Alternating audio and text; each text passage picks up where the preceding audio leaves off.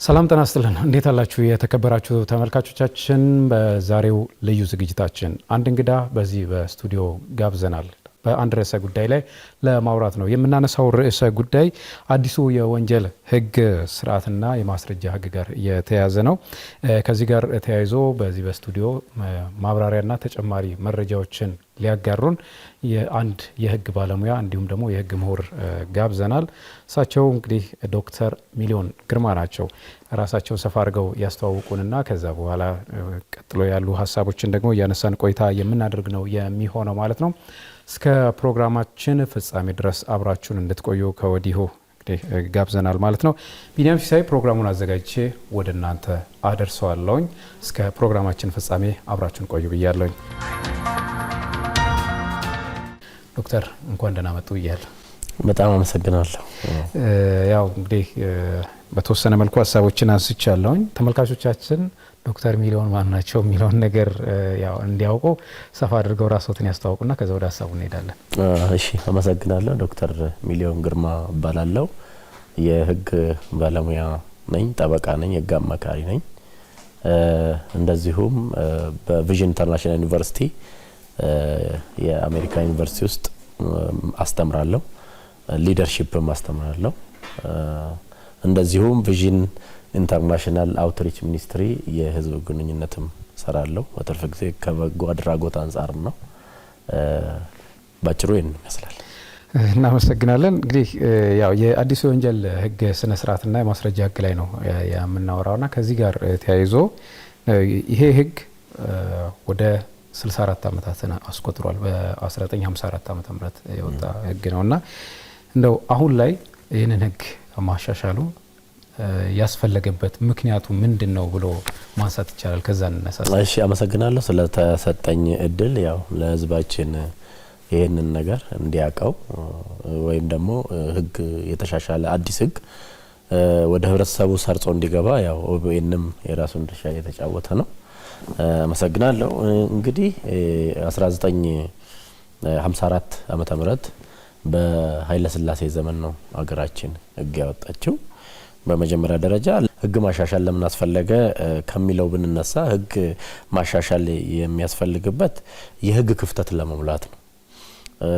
የሰው ልጅ በማህበራዊ በኢኮኖሚያዊ እያደገ እየተሻሻለ የማህበራዊ የሰው ለሰው ግንኙነት እያደገ እየተሻሻለ እየዘመነ በሚሄድ ዘመኑን ለመከተል የህግ ክፍተቶችን ለመሙላት ነው። እንደዚሁም ፖለቲካዊ ማህበራዊ ግንኙነቶች እንዲሳለጡ ለማድረግ ሲባል እንደገና ደግሞ ከሀገሪቷ ህጎችና ህገ መንግስት ጋር አላይን ለማድረግ ለማስጣጣ የተጣጣመ ትርጉም እንዲሰጥ ለማስቻል ነው። እንግዲህ በዛ ወቅት ኃይለ ሥላሴ ዘመነ መንግስት እንግዲህ ወደ 3 ትውልድ ያለፈበት ህግ ነው ይዘን ያለ ነው። ይሄ ህግ በመሰረታዊነት የመንግስት ስልጣን የሚያሳይ የዜጎችን ሰብአዊ መብት የማያከብር ወይም ደግሞ ቢያከብርም በአናሳ በሆነ መንገድ የሚዳኝ የነበረ ህግ ነው። ስለዚህ ይሄንን ህግ ካሁኑ አገሪቷ እየተከተለ ፌዴራላዊ ዲሞክራሲያዊ ወይም ደግሞ ፌዴራላዊ ስርዓት ስለምንከተል ለምሳሌ ክልሎች የሚለውን ይሄ ህግ አያቆም። የክልል አስተዳደር ኦሮሚያ ክልል እንደዚህ ያለውን የአሁኑን ስርዓት አያቆም። የአሁኑን ህገ መንግስት ጋር አያቆም። ብዙ ጊዜ ፍርድ ቤት ወይም ዳኞች ከዚህ ከህገ መንግስቱን ለማጣጣም እየተቸገሩ ነበር ሲተረጉሙት የነበረው። ይሄ ህግም ቢያንስ ከ15 ዓመት በላይ ፋይቷል ለማሻሻል ማለት ነውና ስለዚህ ማሻሻል የተፈለገበት ዋናው ምክንያት ካሁኑ ካለው አሰራር ከፌዴራላዊ ስርዓት ጋር ከፍርድ ቤቶች የስልጣን ጋር ለማጣጣም ተፈልጎ ነው ማለት ነው። እንደዛ ካለን ምናልባት እንግዲህ ይሄ 64 ዓመት የቆየው ህግና አሁን ተሻሻለ ተብሎ እንግዲህ ምናልባት በ2018 ባለፈው ወር እንግዲህ አሁን ካለንበት ወር ቀደም ብሎ ባለፈው ወር ነው እንግዲህ በተወካዮች ምክር ቤት እየጸደቀውና ምን የተለየ ነገር ይዞ መጥቷል የሚለውን ሀሳብ እናንሳ እስቲ። እሺ፣ አመሰግናለሁ። የመጀመሪያው ህግ አንደኛ የተጠርጣሪ መብት በአግባቡ የሚያከብር አልነበረም። በምርመራ ወቅት ሁሉን ነገር ሚና የሚጫወተው ፖሊስ ብቻ ነበረ። እንደገና የምርመራ ጊዜ የተገደበ አልነበረም። ባለፈው ህጎች ህገ መንግስቱ ጋር ቅድም እንዳልኩት የተጣጣመ አልነበረም።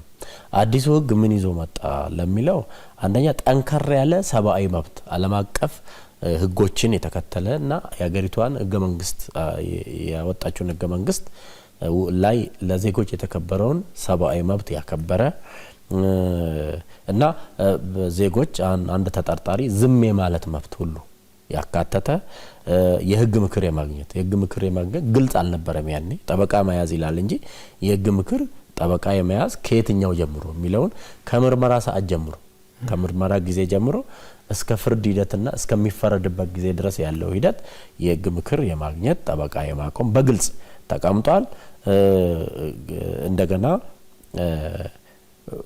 ፍርድ ቤት በሚቀርብበት ሰዓት እንደ ነጻ ወይም እንደ ንጹህ ሰው የመገመት መብቶችን እንትን ብሏል። ሁለተኛ በዚህ ውስጥ እንትን ብቻ አይደለም የስነ ስርዓት ብቻ አይደለም ማስረጃ በምን አግባብ ሊቀርብበት እንደሚችልና እንዴት ራሱን መብቱን መከላከል እንዳለበት ከህገ መንግስቱ ጋር በተጣጣመና ከሰብአዊ መብት ኢትዮጵያ ከተቀበላቸው ሰብአዊ መብቶች ጋር በተጣጣመ መልኩ እንዲተረጎም ተደርጎ የወጣ ህግ ነው። በነገራችን ላይ ይሄ ስነ ስርዓት ህጉ ማስረጃ ህግንም በአገሪቷ በታሪክ የመጀመሪያው ነው። የማስረጃ ህግ አገሪቷ በተበታተነ ሁኔታ ነው የነበራት አልነበራትም። አዲስ ነገርም ይዞ መጥቷል። ከሰብአዊ መብት ከህገ መንግስቱ ጋር ከሌሎች ህጎች ጋር ማጣጣም ብቻ ሳይሆን አዲስ የማስረጃ ህግንም አጠቃሎ ይዞ ልንመጥቷል ማለት ነው።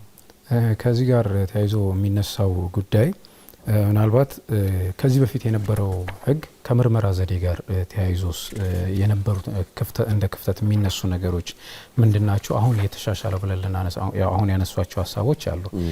ከዛ በዘለል ግን የምርመራ ዘዴዎችንም በተመለከተ የሚነሱ ነገሮች ስላሉ ከዛ አንጻርስ ምን የተሻሻለ ነገር ይዞ መጥቷል ማለት እንችላለን? ብዙ ነገር ነው ይዞ መጣው። ብዙ ነገር ነው ይዞ የመጣው ስንል አዳዲስ ነገሮችን አካቷል ነው። አንደኛ ማስረጃ የሚቀርብበትን ስርዓት ማስረጃ በምን አይነት መቅረብ እንዳለበት የማስረጃ ህግ አልነበረንም። በረቂቅ ደረጃ ነው የነበረን። ስለዚህ ያንን አካቶ አንደኛ አቃቤ ህግ በምን አግባብ ነው ፖሊስ በምን አግባብ ነው የሚመረምረው፣ አቃቤ ህግ እንዴት ነው ምርመራውን የሚያካሂደው፣ እስከ ክስ ጊዜ ድረስ ያለውን እንዴት ማስረጃ መቅረብ እንዳለ እንደውም ባሁኑ በአዲሱ የወንጀል ስነ ስርዓት ህግ ላይ ሰው ሊያዝ የሚችለው ማስረጃ ተጠናክሮ ጥፋተኝነቱ መጀመሪያውኑ አቃቤ ህግና ፖሊስ ካረጋገጡ በኋላ ክስ መመስረት ነው። ይሄ አንዱ ነጥብ ነው። ሌላው ዲጂታል ማስረጃዎች አቀራረብ የዲጂታል ድሮ ኢንተርኔት አልነበረም፣ ሶሻል ሚዲያ አልነበረም። እሱን አቀራረብ ላይ ለምሳሌ የቪዲዮ ምስሎችን፣ የድምጽ ቅጂዎችን፣ የኮምፒውተር መረጃዎችን፣ ማህበራዊ ሚዲያዎች መልእክቶችን እንዴት በማስረጃነት መቅረብ እንዳለባቸው እንዴት መቅረብ እንደሌለባቸው ለምን ያህል ጊዜ ደግሞ በፖሊስ እጅ መቆየት እንዳለባቸው ለምሳሌ ከአንድ ወር በላይ እነኚህን ማስረጃዎች ፖሊስ ይዞ ማቆየት ለምሳሌ ድምጽ ይዞ ማቆየት እንደሌለበት በዚህ ህግ ተካቷል። ሌላው የምርመራ ዘዴዎቹን ነው። የምርመራ ዘዴዎቹ ግልጽ አልነበሩም። ድሮ ፖሊስ እንደወደደ ወይም ደግሞ እንዳለው ልምድ አግባብ ምርመራ የሚያካትትበት ነው። አሁን ግን የምርመራ ዘዴዎቹ እንዴት መሆን እንዳለባቸው በደንብ ተጠርጣሪው መብትን ባከበረ መንገድ እንዴት መካሄድ እንዳለበት እያንዳንዱን በዝርዝር አስቀምጧል ማለት ነው። ምናልባት ከዚህ ጋር የሚያያዘው ከስርዓት ውጭ የተገኘ ማስረጃ የሚባልም ነገር እንግዲህ አለ። ከዚህ ጋር ተያይዞ ምናልባት ያው የዲጂታሉ እንዳለ ሆኖ በህገወጥ መንገድ ለምሳሌ ያለ ፍርድ ቤት ትዕዛዝ የሚደረግ ብርበራን በማድረግ የተገኘ ማስረጃን ውድቅ ስለማድረግ የሚለው ሀሳብም ህጉ ምን አይነት ጥብቅ አቋም ይዟል ብለን ማንሳት እንችላለን? በማስገደድ በጫና ወይም ያለ ፍርድ ቤት ፈቃድ የተገኘ አንደኛ ከህገ መንግስቱ ጀምሮ ለምሳሌ በማስገደድ እንበልና አንድ የህግ አካል ሽጉጥ ደቅኖ ማስረጃ ቢያገኝ ወይም ቢያሳምን በህገ መንግስቱ ተቀባይነት የለው፣ ዋጋ የለው። አንድ ሰው ነፃ ሆኖ ነው ማስረጃ መስጠት ያለበት ነው። ስለዚህ ይሄም ህግ ነፃ ሆኖ የመገመትን አክብሮ ማስረጃም በሱ ላይ እሱንም ሲጠየቅ ዝም የማለት መብት በሕገ መንግስቱ በፊት ነበር። ለዚህ ነው ማጣጣም ያስፈልገው።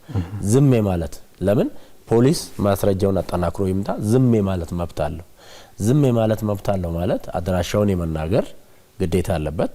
እድሜውን፣ የቤተሰቡን ብዛት ይሄን ይችላል። እሱ ላይ ማስረጃ የሚሆን ነገር ግን ፖሊስ ወይም አቃቢ አጠናክሮ ወይም አግኝቶ እስካልመጣ ድረስ ዝም ማለት መብት ሁሉ አለው ማለት ነው። እና ሌላው የማስረጃ በድብቅ ስልክን መጥለፍ እና ክትትል ማድረግ ፍርድ ቤት ካልፈቀደ በስተቀር እንደማይቻል በዚህ ሕግ እንትን ብሏል፣ ተቀምጧል፣ ተደንግጓል ማለት ነው። የማስረጃ አቀራረብም አንድ ላይ ያዘን የምንለው ለዛ ነው። ምናልባት እዚህ ጋር የሚነሳው ብዙ ጊዜ እንግዲህ ያው የሕግ እውቀት ክፍተትም በስፋት ከመኖሩ ጋር ሊሆን ይችላል። ይሄ ሰው ማስረጃ አልሰጥም ብሎ ዝም ካለ ማስረጃው የግድ መገኘት አለበት የሚል አቋምን በመያዝ የሚወሰዱ እርምጃዎች አሉ የምንመለከታቸውና ይሄን ለምን ተደረገ ሲባል የግድ ማስረጃው ይሄ ሰውዬ ተጠርጥሯል ኦር ወንጀለኛ ነው በሚል ያን ማስረጃ ለማውጣጣት የሚደረጉ እንቅስቃሴዎች አሉና ይሄንን ከማረቅ አንጻር እንዴት ነው ሊታይ የሚችለው?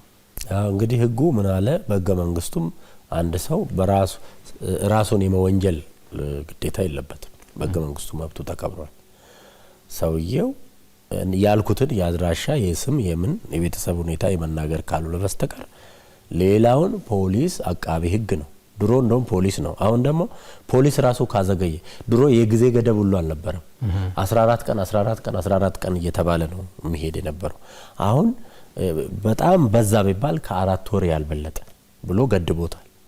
ይሄ ለተጠርጣሪ ዜጎች በወንጀል ለሚጠረጠሩ ዜጎች እፎይታ ነው። አዲስም ልምድ ነው። አዲስ ሕግ ነው። ስለዚህ አሁን ፖሊስም ይሁን አቃቢ ሕግ ማስረጃን ከሰውየው አይደለም የሚፈልገው። ጥቆማ ይደርሰዋል። በዛ ጥቆማ መሰረት የራሱ የምርመራ ስልት አለው። በዛ መሰረት ምርመራ አካሄዱ ማስረጃ ሰብስቦ አረጋግጦ ነው መያዝ ራሱ ያለበት ነው። ስለዚህ ማስረጃን ከተጠርጣሪው አይደለም የሚፈልገው። ከጥቆማ ጠቋሚዎች ኢቭን ጠቋሚዎች ሁሉ መብት ተጠብቋል። በዚህ ሕግ ከለላ ተደርገዋል።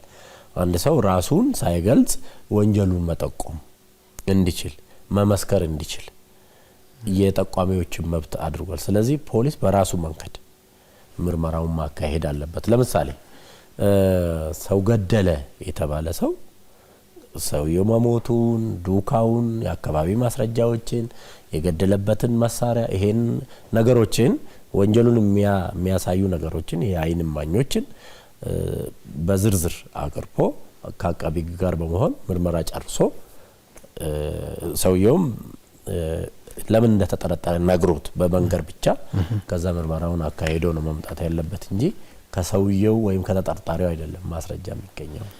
ሌላው እንግዲህ ይሄኛው ሕግ አንዱ ይዞት መጥቷል ተብሎ የሚባለው የክስ አሰማምና የፍርድ ቤት ስርዓት ላይ ያለው ጉዳይ የሚነሳ ነው። ከዚህ ጋር ተያይዞ እንግዲህ ምናልባት ያው እናንተ በሙያዊ ቋንቋ የጥፋተኝነት ድርድር በሚለው ላይ እንደው ከዚህ አሰራር በኢትዮጵያ የፍትህ ስርዓት ውስጥ ያለውን የስራ ጫና ከመቀነስ አንጻር ያለው ፋይዳና ተጎጂዎች ደግሞ በሂደት ውስጥ ያላቸውን ተሳትፎ እስከምን ድረስ ነው የሚለውን ከመጥቀስ አንጻር እንዴት ይታያል ይሄ አዲሱ ሕግ? አዎ የጥፋተኝነት ይሄ እንግዲህ ሕጉ አዲስ አሰራርን ይዞ መምጣቱ ነው።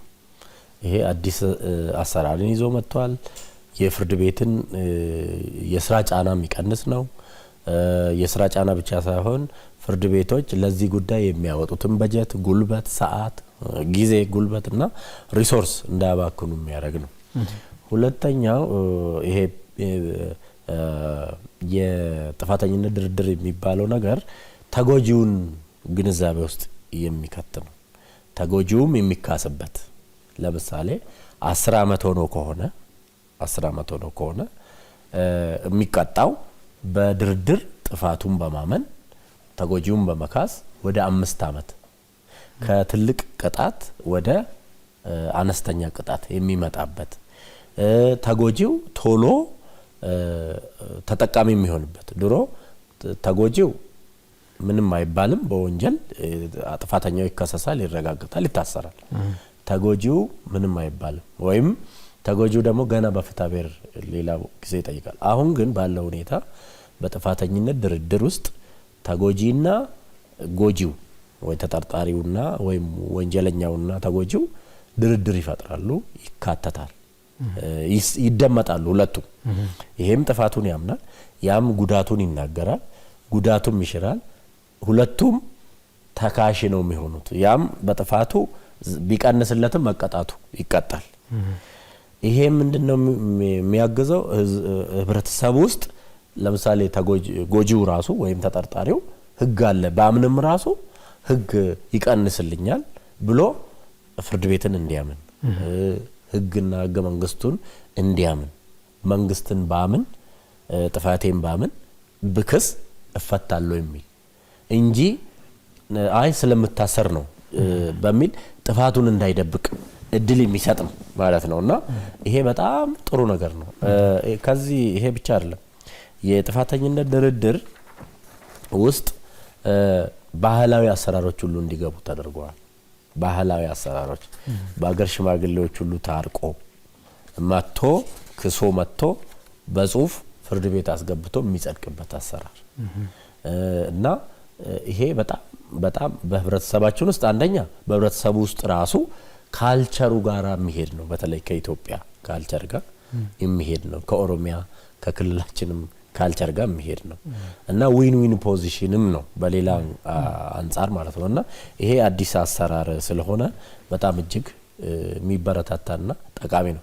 ይሄም ሁሉ ሲደረግ ተጎጂው ሲካስ ጥፋተኛ ወንጀለኛው ሲቀጣም ሰብአዊ መብትን ግን ባከበረ ህገ መንግስቱን ባከበረ ወይም ሰብአዊ መብት ላይ በህገ መንግስቱ የተጠቀሱትን ፍሬምወርክ ሳይወጣ ነው ማለት ነው። አለዛ ፍርድ ቤት ሪጀክት ማድረግ ወይም ውድቅ ማድረግ ይችላል ማለት ነው።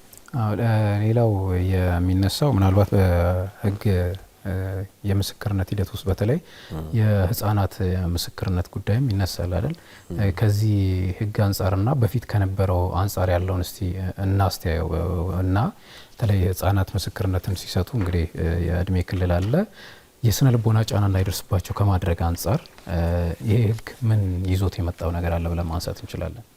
ያው በእርግጥ በፊቱም ቢሆን ይሄ ህግም ከመውጣቱ በፊት በህገ መንግስቱ የሴቶች የህፃናት የአካል ጉዳተኞች በህገ መንግስቱ ተከብሯል። ይሄ ግን ራሱን የቻለ ህግ ራሱን ችሎ የሚቆም ህግ ሳይሆን የስነ ስርዓት ፕሮሲጀር ነው፣ ሰብስታንቲቭ አይደለም። ራሱን ችሎ የቆመ ህግ አይደለም። ህገ መንግስቱን ተመርኩዞ የሚሰራ ነው።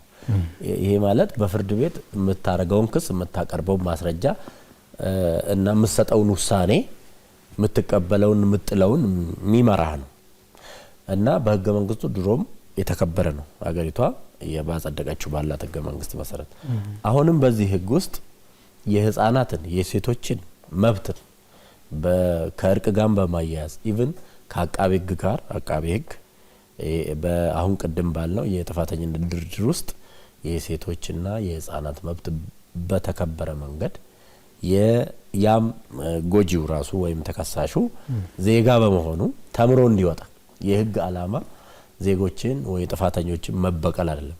ጥፋተኞችን ከንጹሃን መካከል ለይቶ ተገቢውን ቅጣት መስጠት ነው። ስለዚህ የሴቶችና የህፃናት መብት በእጅጉ እንዲከበር የተደነገገ ነው ማለት ነው። ይሄ ህግ በነጋሪት ጋዜጣ ከወጣ ጊዜ ጀምሮ ነው እንትን የሚለው። አሁን እየተወያየን ባለንበት ሰዓት ከረቂቁ ነው የተቀነሰ የተጨመረ ነገር ይኖራል። ግን አጠቃላይ የህጉን ዓላማና ካለው የረቂቅ ማብራሪያ ሁሉ እና ካለው ረቂቅ ህግ ነው እየተናገርን ያለነው ማለት ነው። ልክ ነው። ከዛም ባሻገር እንግዲህ የይግባኝ ጉዳይ ሌላው በፍርድ ሂደት ውስጥ ተጠቃሽ ጉዳይ ነው ብለን ልናነሳው የምንችለው ነገር ነው። ያው ይሄ በፊትም ያለ ቢሆንም ግን ነው የተለየ ነገር ምንድነው በዚህ በኩል ተይዞ የተመጣው በዚህ ላይ ብለን ልናነሳ እንችላለን? በህገ መንግስቱ ይግባኝ መብት ነው ብሏል። በህገ መንግስቱ ይግባኝ መብት ነው። ይግባኝ ማለት የታችኛው ፍርድ ቤት የወሰነብኝ ነገር አልገባኝም ወይም ትክክል አይደለም ይታይልኝ ይግባኝ፣ ለምን እንደወሰነብኝ ይግባኝ፣ እኔ ይሄ ቅሬታ አለኝ የሚባልበት ነው። በአሁኑ ህግም ላይ በግልጽ ተቀምጧል። ይሄ ብቻ ያለ የዋስትና መብት ራሱ ድሮ በጣም ግልጽነት ይጎለው ነበር። ዋስትና የእርቅ ቅድም ያልኩት ግልጽነት ይጎለው ነበር። እናስታርቅ የሚል ሁሉ ነበር። አሁን ግን ብዙ ነገር ተካት። ስለዚህ ይግባኝ ላይ በህገ መንግስቱ የተጠቀሰውን ይሄም ደግፎ ከዛ ጋር አላይን ወይም ደግሞ ቅንጅት እንዲኖረው ተደርጎ ይወጣ ስለሆነ በይግባኝ መብት በደንብ ተጠቅሷል። ለምሳሌ ታርቆ ወይም ድርድር አድርጎ ወይም ያንን እርቅ ፍርድ ቤት ሪጀክት ወይም ቢጥለው ይግባኝ ማለት መብት አለው ማለት ነው። ስለዚህ በዚህ የተከበረ ነው። ሌላው በጣም ጥሩ ጎን የምለው የዚህ ህግ የዋስትና መብት ነው። ዋስትና መብት ይላል ይሄ እዚህ ህግ ላይ ረቂቁ ላይ ዋስትናን መጠየቅና ዋስትና መፍቀድ ዋና ዓላማው ነው የህጉ ይላል። ዋስትና መፍቀድ የህጉ ዋና ፍላጎት ግብ ነው ይላል።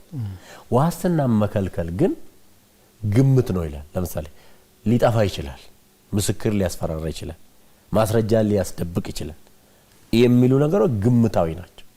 ዋና የህጉ ዓላማ ዋስትና መፍቀድ ነው ይላል። ዋስትናን ሲፈቅድ ደግሞ በብዙ መንገድ ነው። አንደኛ ራሱን ዋስ አድርጎ ፍርድ ቤቱ ካመነበት አይጠፋም፣ ቤተሰቡ እንዲህ ነው፣ ታማኝ ሰው ነው፣ ሶሳይቲ ውስጥ በፊት የነበረው ታሪክ ጥሩ ነው፣ አድራሻው ይታወቃል፣ ይመጣል ብሎ ካመነ በራሱ ዋስትና መልቀቅ እንደሚችል፣ በገንዘብ ዋስትና መልቀቅ እንደሚችል፣ በንብረት አስይዞ መልቀቅ እንደሚችል በግልጽ አስቀምጧል ማለት ነው። ብዙ አጨቃጫቂ ብዙ የይግባኝ ምክንያት ይሆን የነበረው የዋስትና ጉዳይ ነበረ። ይሄ ህግ አዲስ ይዞ የመጣው ዜጎች መታመን አለባቸው ነው። ስለተጠረጠረ ብቻ አንድ ዜጋ ወንጀለኛ ነው ሊባል አይችልም ነው። በነገራችን ላይ እኔም የሰራሁት በጁዲሻል ሊደርሺፕ ላይ ስለሆነ ሪሰርቼን የፍርድ ቤት አመራር ላይ ነው የሰራሁት ፒኤችዲ እና ምንድነው በዚህ አሰራር ውስጥ ምንድነው ዜጎች መብት አላቸው፣ ዜጎች አገር አላቸው ወይም ህግ አለን ብለው እንዲያምኑ ተጠረጠረ በሚል ብቻ ዜጋን መከልከል ፍርድ ቤት ላይ ጭራሽ እምነት እንዲኖረው ሳይሆን ነገ ምን ብገባም በዋስትናም አልለቀቅም ተስፋ የለኝም ብሎ ተስፋ እንዲቆርጥ ወይም የውሸት መንገድ ትክክለኛ ያልሆነ ራሱን ለማዳን ወይም ለመከላከል መንገድ እንዲመርጥ የሚያስችል ግን እንደዚህ አይነት ህግ ሲወጣ ይተማመናል በህጉ፣ በፍርድ ቤቱም ያምናል፣ ዋስትና ይጠበቅልኛል፣ ራሴም ታማኝ ሆኜ ወደ ፍርድ ቤት ሄዳለሁ፣ ራሴም በንብረቴም ብሎ ሰፊ መብት ራሱ ተከሳሹም እንዲኖር ተጎጂውም እንዲካስ ሰብአዊ መብት እንዲከበር ያደረገ እንግዲህ በዚህ ከለውጡ መንግስት ጋር በተያያዘ አዳዲስ የህግ ሪፎርሞች የተደረጉ እንደሆነ ከሪሰርችም ጋር ያየዋቸው ነገር ስለሆነ በዲጂታል ኤጅ ነው በሚባልበት ዘመን የተሳለጠ ፍትህ እንዲኖር እንደዚህ አይነት ህጎች መኖራቸው በፍርድ ቤት ውስጥ በቪኬ ቪዲዮ ኮንፈረንስ ሰዎች ከቦታ ቦታ ነዳጅና ወጪ ሳይወጡ ባጠረ ጊዜ በአካባቢያቸው በወረዳቸው ሆነው ችሎት እንዲከታተሉ ከአካባቢያቸው ሳይርቁ ስራቸውን እየሰሩ ፍትህ እንዲያገኙ ያስቻለበት ሁኔታ ነው ያለውና ይሄም አንዱ በለውጡ ውስጥ የመጣ ህግ ስለሆነ ጥሩ ለዜጎች ጥሩ ዜናን ይዘው መጥቷል ነው። ሌላው ምናልባት ከዚህ ህግ ጋር ተያይዞ የሚነሳው ትልቁ ነገር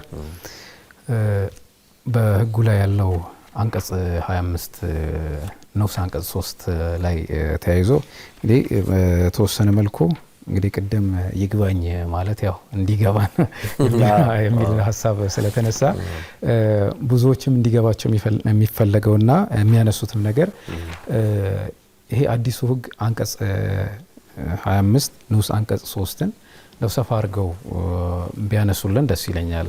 ምናልባት ጥያቄዎች እየተነሱበትም ስለሆነ አንዳንዶች ፌዴራሊዝሙን ራሱ ይጥሳል የሚልንም ሀሳብ የማንሳት ነገሮች አሉ። የፌዴራሊዝም ስርዓቱን ምክንያቱም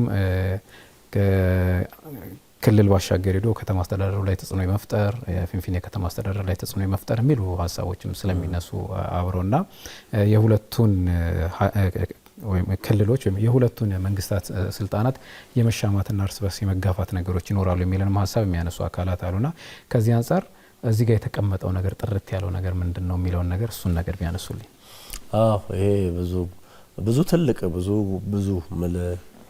ብዙ አስፈላጊ የሆኑ ነገሮች፣ ብዙ የሰብአዊ መብቶች፣ ብዙ የተጠርጣሪ የተጎጂው ጥቅሞችን ያካተተ ህግ ይሄ አንቀጽ እንደ ኢሹ ሆኖ በጣም ብዙ የተባለበት ነው ማለት ነው።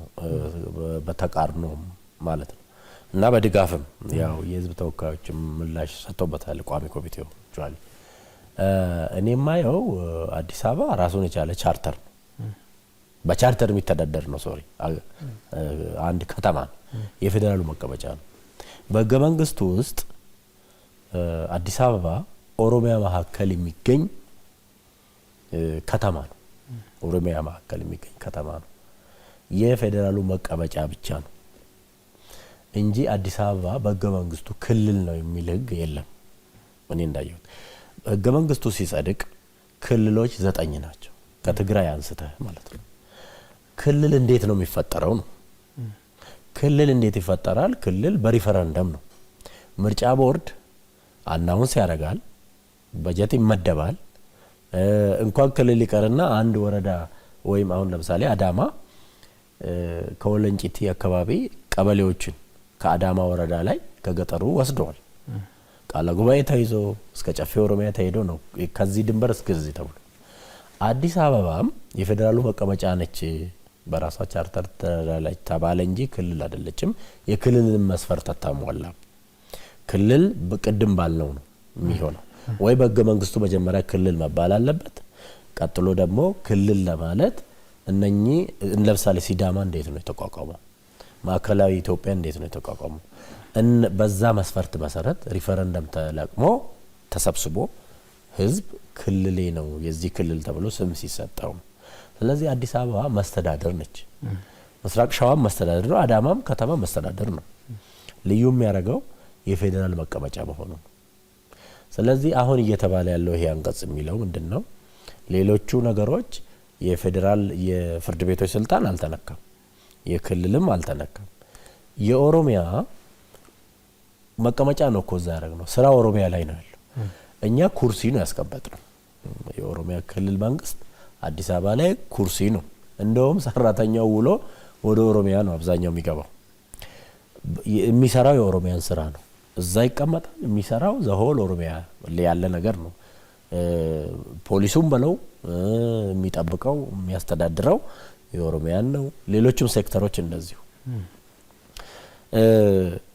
አሁን የኦሮሚያን በተመለከተ ብቻ ንብረትን በተመለከተና እንደገና ሰነዶችን ኦሮሚያ ላይ የሚፈጸሙ ወንጀሎችን የኦሮሚያ ፍርድ ቤቶች ስልጣን አላቸው ነው።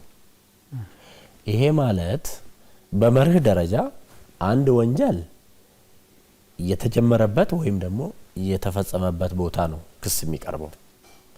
ይሄ ግን ክልልን ከማስተዳደር አንፃር ራስን በራስ ከማስተዳደርና ዳኝነትንም ይጨምራል። ስለዚህ አዲስ አበባ ክልል ባልሆነበት በህገ መንግስቱ የራሱ ቻርተር የሆነ ማስተዳደር በሆነበት ስራው ደግሞ የሚሰራው የአዲስ አበባን ክልል ወይም የአዲስ አበባን ከተማ ስራ አይደለም። በኦሮሚያ ውስጥ ለፈጸሙት ወንጀል እኔ ነኝ መጠየቅ ያለብኝ ከሚል እና ይሄም ደግሞ በዝም ብሎ የወጣ ሳይሆን ብዙ ዲቤት ተደርጎበት ክርክር ተደርጎበት የወጣ ህግ ነው እና ራሳችን በራሳችን እንዳኝ ነው አላማው። የሌላውን ሄደን የአዲስ አበባ ውስጥ የተሰራው ወንጀል ኦሮሚያ መጥቶ ይታይ አይደለም። እኔ በዚህ መንገድ ነው የምመለከተው ማለት ነው።